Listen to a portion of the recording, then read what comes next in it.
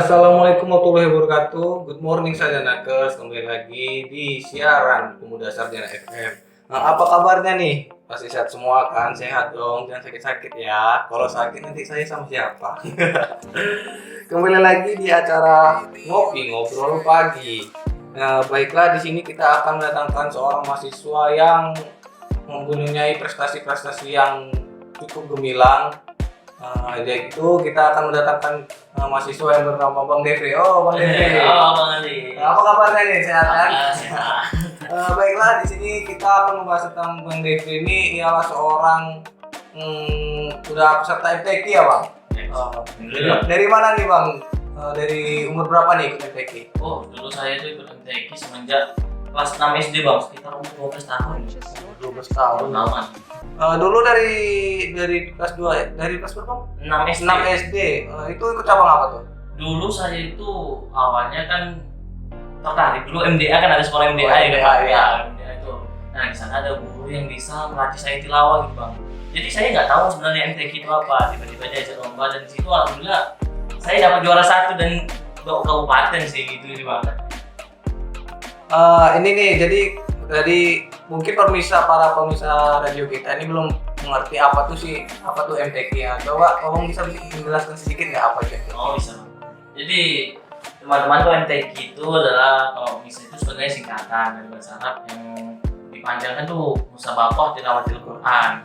Nah, MTQ itu sebenarnya udah lama ya, Bang. Dulu itu pesertanya itu cuma sekitar 2 orang pertama kali bangun. Tapi saya lupa tahun berapa tuh, Bang. Sekitar 1960-an, Bang. Di situ 2 orang pesertanya dan cabangnya itu hanya tilawah doang. Tilawah doang. Tilawah doang. Nah, disitulah kiai dulu itu mengembangkan MTQ di Indonesia ini ya kan, Bang.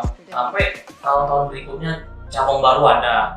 Kalau sekarang itu cabang-cabangnya tuh ada yang bidang kaligrafi, ada fahmi, syaril, tilawah, terus menulis, Bang, menulis makalah Al-Quran. Itu semua tentunya menuju perkembangan zaman ya, Bang. Jadi sebenarnya MTQ itu sebuah musabaqah, tentu juga yang menjadi syiar tentang agama Islam itu sih, Bang. Jadi Abang Devri ini udah mulai dari 6 SD ya ikut MTQ? Iya, betul, Bang. Dari cabang tilawah. Iya.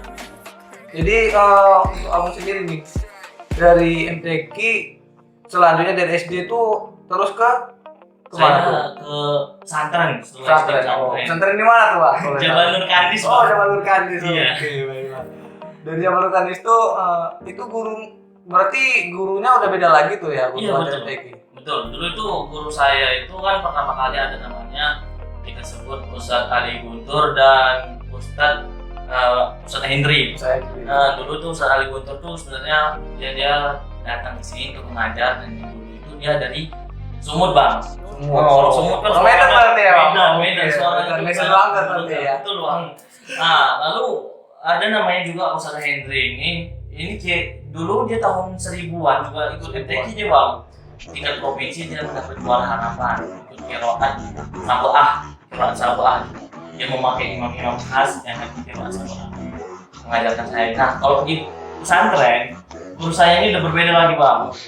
Dulu tuh ada namanya juga Ustadz Suri. Di sini Ustadz Suri yang melatih kami dengan suatu komunitas yang bernama JMQ, Jamiatul Qura. Itu ada di pesantren. Itu sih, Bang, sampai sekarang nih saya tetap lanjut untuk belajar terus. Berarti selama MTQ cabang yang Abang ikuti cuman apa ya? Tilawah atau ada cabang-cabang lain gitu?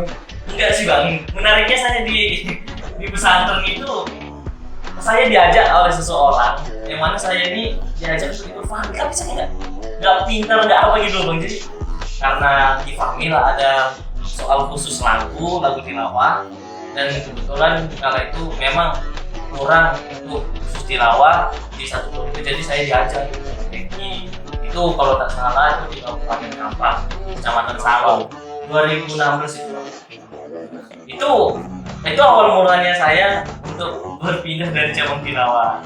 Oh, berarti 2016 tuh Bang Devri kelas berapa?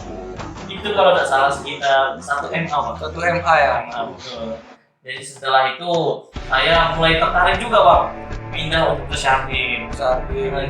Saya berkelana di MTQ ini karena apa ya, Bang? di sana itu seru suasananya juga kan, guru-gurunya luar biasa, jadi kita semangat siar agamanya itu terus jalan sih bang, gitu sih bang saya. Oh, jadi ini bang FTQ. Jadi selama itu cabang-cabang apa aja sih yang udah abang coba nih di FTQ? Dulu saya yang pertama itu tilawah. Tilawah ya pasti. Lalu saya pergi ke Fahmir. Fahmir. Terus saya ke Syahil. Syahil, oh Syahil itu yang kayak mana tuh bang? Syahil itu yang ada 3 orang bang. Yang tengah itu biasanya menjadi usaha. Yang sebelah kanan itu biasanya menjadi qori atau pembaca Al-Qur'annya ya bang. Nah yang sebelah kirinya itu biasanya menjadi satu tilawahnya. Tentunya itu perlu kekompakan, juga ketelatenan dalam berlatih bang. Itu luar biasa. Latihannya juga cukup berat. Dan juga saya setelah ikut Syahil, umur saya habis. Kan MTQ-nya ada batasan umur. Oh, ada batasan umurnya juga Iya, ya? betul. Jadi saya MTQ untuk Syahil Quran, saya telah habis umurnya. Saya lanjut. Ketika itu saya tertarik dengan kaligrafi, Bang. Oh, kaligrafi. Iya, betul, Bang. Melukis-melukis gitu ya, Bang? Iya. Tapi dulu waktu saya tertarik itu dengan cabang dekorasi, Bang. Dekorasi. Dekor tuh yang model kayak mana tuh, Bang, di kaligrafi? Yaitu yang berbentuk, yaitu medianya triplek. Triplek. Nah, dengan memadukan cat ditempelkan ke triplek dengan kuas. Di situ karena indah dipandang, Bang. Indah dipandang satu, terus tentu yang luar biasa dengan waktu 8 jam mereka harus menyelesaikan kaligrafi mereka. Waktu 8 jam. Iya betul, Bang. Singkat sekali itu, Bang. Betul, cukup singkat sekali. Cuma sayangnya karena di dekorasi saya tidak pandai, Bang. Ya. Nah, muncul sekitar tahun 2016 atau tahun 2017 kalau nggak salah di LPTQ Nasional. LPTQ Nasional. Nah, LPTQ Pusat mengeluarkan bahwa ada cabang baru di bidang kaligrafi. Cabang apa tuh, Bang? Yaitu cabang kaligrafi kontemporer. Kontemporer. Nah, dari kontemporer sendiri kan kita udah mengetahui bahwasanya kontemporer itu kan tingkat-tingkat yang telah lebih modern. Modern ya. Lebih modern. Nah, di situ lah saya mempelajari kaligrafi kontemporer. Nah, awalnya memang saya dari nol. Dari nol. Tidak bisa menggambar, memegang kuas pun dulu sering dibully. Oh, ya. Dari hanya bisa menggambar 2 gunung, kemudian sawah, jalannya kan. Betul, Bang. Dulu SD saya itu suka kan menggambar itu. Gambar favorit. Nah, sekarang itu kan saya mengenal Ustadz Tovan. Ustadz Tovan. Iya betul, di pesantren itu ada namanya Ustadz Tovan dan pimpinan pondoknya bernama Kiai Haji Muhammad Ali Muhsin, kebetulan termasuk orang yang masyhur dalam bidang kaligrafi, Bang. Disinilah saya tertarik kan. Pertama kali saya melihat namanya almarhum Kiai Haji Muhammad Ali Muhsin. Di situ menariknya beliau bisa membuat kaligrafi, menguasai kaligrafi menggunakan semen, jadi seperti bangunan. Itu luar biasa, Bang. Memang prosesnya agak lama tapi luar biasa. Dan ternyata itu menurun kepada anak beliau yang bernama Ustadz Tovan ini. Nah, Ustadz Tovan ini, beliau kalau tidak salah memulai karir di bidang MTQ awal mulanya di Bengkalis, lalu melalang buana, pernah ke Kepri juga. Kepri di situ kaligrafi kontemporer juara 2. Tingkat apa tuh? Tingkat provinsi Kepri. Provinsi. Ya. Kemudian yang luar biasa juga, Ustadz Tovan ini juga pernah mengikuti ajang lukis Nusantara yang berada kalau tidak salah di daerah Yogyakarta. Itu tahun 2019 kemarin, Bang. Oh, baru-baru seperti ini ya, beberapa tahun yang lalu. Setahun yang lalu, betul. Dari situlah saya minat di bidang kaligrafi kontemporer, belajar dengan beliau. Dan di pondok itu juga ada guru lain. Iya, yang bernama Ustadz Sulaiman. Dahulu Ustadz Sulaiman ini memang bidangnya di dekorasi. Memang halus ya bentuk kaligrafinya. Saya juga belajar dengan beliau. Juga ada namanya Kak Siti. Nah, ini kemarin yang ikut nasional, Bang. Di sini semua saya harus banyak belajar dari mereka. Jadi saya harus kembangkan lagi juga nilai kaligrafi saya gitu, Bang. Ini berarti kalau selama Bang Devri ini ikut acara MTQ nih, prestasi apa aja nih yang boleh kami tahu nih? Prestasi yang udah Bang Devri capai selama mengikuti MTQ dari kelas 6 SD ya kan sampai sekarang nih. Sebenarnya nggak banyak sih, Bang, karena saya dulu kan tilawah karena iseng-iseng aja. Dulu saya tilawah di kelas 6 SD. Saya alhamdulillah perdana ikut dan perdana juara 1. Saya tidak tahu apa-apa. Saya tidak tahu tiba-tiba nama saya dipanggil begitu. Dan itu pertama kali saya meraih prestasi. Kemudian untuk di tingkat yang lain MTQ di cabang Fahmil Quran. Fahmil Quran ini karena saya juga sebenarnya bukan orang yang termasuk pandai, cuma diajak, jadi kami hanya mendapat harapan 2 ya. Harapan 2. Lalu beralih lagi ke Syarhil. Syarhil inilah kami perjuangan yang sangat besar, Bang. Kami latihan keluar pondok ke guru satu dan ke guru lainnya dengan teks, kadang kami sendiri juga yang buat, dibantu dengan guru, dikoreksi dengan guru kami.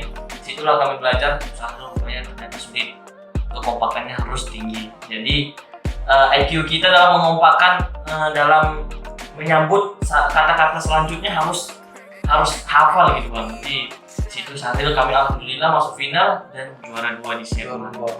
Jadi lalu di kaligrafi sih, Bang. Di kaligrafi ini saya karena baru merintis. Iya benar. Saya baru merintis. Jadi saya awal dapat juara 3 di Undri Universitas Riau. Itu cabang apa tuh, Bang? Itu cabang kaligrafi kontemporer. Itu umur saya masih 19, Bang, sekitar 2018 yang lalu. Berarti udah tamat SMA deh, Bang? Iya betul, di situ saya maba mahasiswa. Mahasiswa. Iya betul. Di sana mahasiswa, Bang. tidak meyakinkan saya mahasiswa ya. Tapi kalau program ini pemuda sarjana, berarti yang saya undang ini tetap jelas mahasiswa. Ya mudah-mudahan tidak di DO ya, Bang. Ya, mudah-mudahan. Terus semester berapa nih, Bang? Alhamdulillah semester 5. Semester 5 ya. Udah mau skripsi nih, berarti. Ya, bagaimana nih, Bang, kuliah selama corona nih, Bang? Sangat berat, Bang, menurut saya nih, Bang. Apa aja tuh kendalanya tuh? Kendalanya tentu satu jaringan. Betul. Kedua, tugas ini kadang terkendala karena jaringan juga, Bang. Kadang kita mengirim tugas, rupanya aplikasi yang kita kirimkan tugas itu error, tugas kita tidak terkirim. Bisa error? Bisa, Bang, itulah masalah. Kadang jaringan di sini juga ada. Kadang kita pikir udah terkirim, rupanya belum. Abang ini mahasiswa mana kalau Abang mahasiswa di mana nih? Saya mahasiswa UIN. Oh, UIN. Sekarang yang mana ya? Jurusan apa tuh, Bang? Jurusan Pendidikan Bahasa Arab. Bahasa Arab. Itu jurusan apa fakultas tuh? Itu jurusan ya. Fakultasnya fakultas apa? Fakultas Sarjana. Jadi nih, Abang dia dapat banyak prestasi nih, ngomong-ngomong tadi udah bahas prestasi. Jadi berarti selama perlombaan itu pasti ada cerita-cerita senang atau dukanya tuh. Jadi kalau saya nih dan pemirsa ini pengen tahu pasti ada cerita yang senang-senangnya aja dulu lah. Oh iya, senangnya. Yang pahit-pahit itu terakhir aja, Bang. Kalau yang senangnya terutama di MTQ ini tentu MTQ kan satu sebagai syiar. Tapi sebenarnya peserta itu juga banyak. MTQ ini menguntungkan bagi dia karena kalau menang dapat uang. Tentunya ada sertifikat sebagai bahwa dia juara. Terus ada uang saku dari pihak Kapina masing-masing. Berarti kalau kita menang nggak menang pun tetap dapat uang saku ya? Iya, benar. Berarti enak kali MTQ ini dong ya? Iya, Bang. Menang nggak menang pun dapat uang. Iya, tapi tergantung niat pesertanya masing-masing, Bang. Ya itulah menguntungkan juga ya. Lalu pengalamannya tentunya sangat banyak, Bang. Misalnya kita juga mendapatkan banyak kawan, banyak guru yang kita kenal ada di sana. Juri-jurinya juga kadang luar biasa dan mengajak kita untuk berlatih bersama. Dan itulah pengalaman yang sangat bagus sih, Bang. Itu pengalaman enak tuh, ya kan? Pengalaman yang lucu ada nggak sih? Selama MTQ ini pengalaman lucu-lucunya gitu ya? Gimana? Pernah. Apa tuh, Pak? Pernah kali saya itu ikut MTQ cabang tilawah. Jadi saya itu kalau tilawah kan tampilnya di Astaga, Bang. Di suatu ruangan. Ya. Setelah saya tampil, mic di depan saya udah tampil itu kan baca setengah perjalanan. Saya tidak tahu kalau lampu itu ada 3. Ya. Hijau tandanya kita mulai, Ya. kuning bersiap-siap untuk berhenti, merah untuk berhenti mengaji. Nah, disinilah saya udah mau selesai baca, kenapa lampu masih hijau? Saya bingung nih bang. Ternyata bang, mic saya tidak hidup. Oh. Jadi juri itu tidak mendengarkan saya ngaji. Jadi selama abang di dalam kayak ruangan gitu berarti ibaratnya seperti ngobrol sendiri lah ya. Saya kira. Lempeng aja jalannya lurus gitu. Makanya hijau-hijau aja tuh lampu. Iya, saya lampu kenapa tidak kuning ya? Apa saya yang salah? Apa saya yang masih bentar bacanya gitu? Jadi saya heran kenapa ini masih belum kuning-kuning. Nah lalu tak berapa lama kemudian operator datang. Bang, mic-nya hidup ya bang. Terus saya, oh iya bang. Ya kan seharusnya sebenarnya itu mungkin kesalahan teknis ya bang. Ya kesalahan teknis juga mungkin. Ataupun kesalahan abang Depe sendiri kalau ngambil lawang hidup ini. Mungkin saya lupa tombolnya di mana itu. Terus tuh kemudian ini udah pengalaman senang-senangnya, pengalaman lucu. Ini coba sekarang kita bahas pengalaman buruknya nih, pengalaman gak enaknya nih, pengalaman MTQ. Apa pengalamannya menurut apa yang gak enak tuh? Pengalaman apa aja tuh selama MTQ? Kalau pengalaman gak enaknya ya minim sih bang. Paling karena gak dapet juara aja. Berarti selebihnya enak-enak aja nih. Atau pengalaman buruk atau apa gitu, ada kejadian-kejadian yang aneh selama MTQ. Kalau penjajian, oh pernah sekali bang. Oh apa tuh? Nah, pernah sekali saya itu, mohon maaf tapi saya nggak menyebutkan nama Oke. kabilah. Ya, nggak apa-apa. Saya pernah ikut MTQ. Saya di sana datang sendiri dan di sana saya seperti tidak menjadi peserta gitu. Oh, kenapa gitu bang? Itu saya bingung kan. Ini sebenarnya kan kalau MTQ itu ada pembinanya, ofisialnya. Oh, ya. Ofisialnya mana? Peserta yang lain juga tidak ada. Saya heran gitu. Nah, saya hubungi, ternyata yang sakitnya apa coba bang? Apa tuh bang? MTQ-nya diundur. Diundur. Iya betul. Ternyata ofisialnya tidak memberitahu kepada saya bahwa MTQ-nya diundur. Jadi abang peserta MTQ sendiri lah di situ Iya bang? bang. Situ saya terkejut. Aduh, gimana nih? Mau balik? Ya terpaksa tentunya balik bang. Iya bang. Itu loh. Terus itu termasuk pengalaman pahit menurut saya. Pahit ya bang. Tapi itu tetap pengalaman. Pengalaman. Jadi nih bang, ini MTQ. Itu MTQ itu diadakan berapa tahun sekali atau berapa bulan sekali sih bang MTQ ini? Sebenarnya itu tergantung daerah Oh, masing-masing. tahun daerah. Kalau Abang ini daerah Kandis ya, Siak berarti ya? iya. Oh. Kabupaten Siak. Kabupaten Siak. Berarti MTQ ini dari mana sih bang? Atau dari desa dulu? Atau dari kabupaten, kecamatan? Oh ya. Sebenarnya di kecamatan masing-masing itu mengadakan STQ awalnya. STQ. Oh. Dari kecil dulu STQ namanya itu STQ bukan MTQ ya, beda. Di desa masing-masing diseleksi untuk naik ke tingkat MTQ kecamatan. MTQ kecamatan. Nah, di MTQ kecamatan ini yang juara 1 akan naik untuk ikut MTQ kabupaten. Kabupaten. Nah, biasanya di kabupaten inilah diseleksi lagi untuk memilih yang terbaik untuk melanjutkan ke MTQ provinsi. Nah, itu dilaksanakan semuanya masing-masing setahun sekali, Bang. Setahun sekali ya? Namun berbeda dengan nasional, Bang. Nasional. Nasional hanya 2 tahun sekali. 2 tahun sekali. Iya. Jadi ini MTQ abang berhubungan di daerah Kandis nih, berarti kecamatan Kandis ya kan bang? Nah, MTQ kecamatan Kandis itu kalau boleh tahu kapan nih bang akan terselenggara lagi nih? Karenanya soalnya dengar-dengar berita kemarin itu karena MTQ di kecamatan Kandis itu diundur ya kan bang? Iya, betul. Sebenarnya MTQ di kecamatan Kandis tepatnya ya MTQ-nya tingkat kabupaten. Kabupaten. Cuma yang diselenggarakan di kecamatan Kandis. Oh berarti ini Kabupaten Siak cuma diselenggarakan di Kandis. Ah, ya, Bang? iya, betul. Ya, itu kapan tuh bang? Sebenarnya awal mulanya kemarin opsi dari pihak LPTQ dan pemerintah itu bulan 4. Bulan 4. Namun karena kita mendengar kabar COVID ya, Bang. Covid, karena Covid ini akan menjadi bahaya juga sih. Ya, jadi diundur bulan 5. Saya juga udah menunggu itu. Diundur lagi bulan 8. Rupanya tidak jadi. Mendengar opsi tidak jadi MTQ kabupaten tahun ini. Saya terkejut. Kabupaten nggak jadi.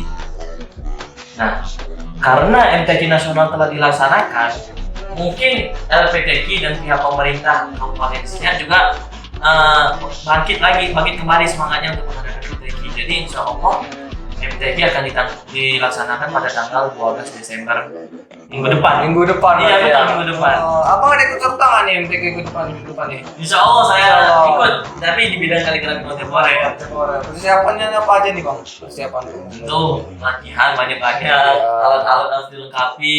Goras-goras dulu. Iya betul. Di sela-sela kuliah ya kita harus telaten juga dalam berlatih gitu sih. Ya itu apa nggak abang sedikit terbebani dengan tugas-tugas kuliah abang atau apa? Bagian waktu abang itu kayak mana bang? Sebenarnya terbebani sih. Namun kita kan harus pandai membagi waktu, manage waktu itu kan. Ya tergantung kitanya, bisa kalau males ya nggak mood melukis. Ya kadang kita terbengkalai lukisan kita gitu.